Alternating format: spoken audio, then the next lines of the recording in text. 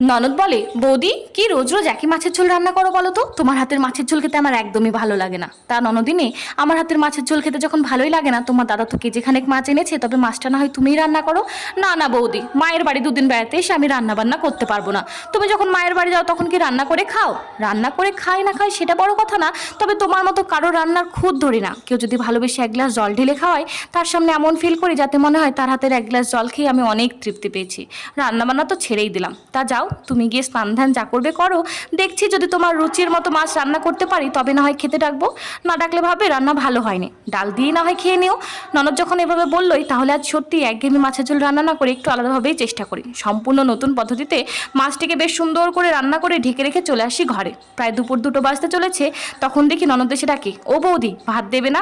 না গো, মাছের ঝোলটা আজ এত বাজে রান্না হয়েছে যে বাড়ির সবাই দুবেলার মাছ একবারেই খেয়ে নিয়েছে, তোমার জন্য এক পিসও বাদ রাখেনি।